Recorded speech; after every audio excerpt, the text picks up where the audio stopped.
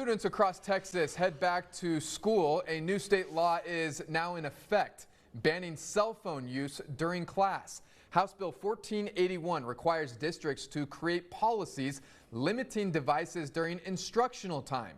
KTSM 9 News reporter Diana Castillo gives us a closer look at how local schools are enforcing this and where rules still need to be finalized.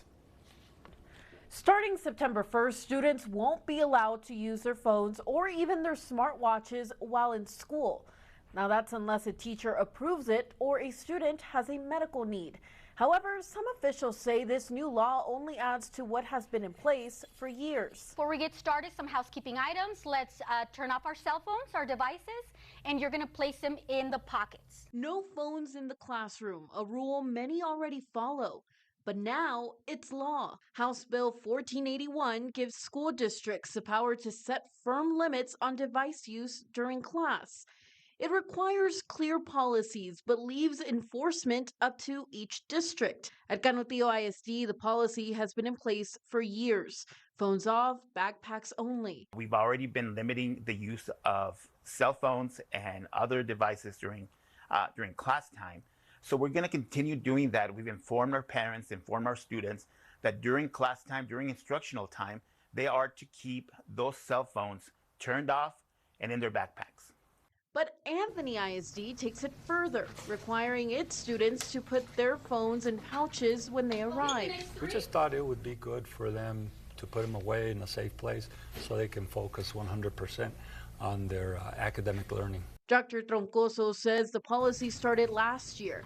And while there was initial pushback, state law now makes enforcement simpler. We can just say it's the law and this is what we have to do. Representative Bettis, who voted for the bill, says it's meant to keep students focused. Students now spend hours on social media. It's resulted in a lot of psychological harms.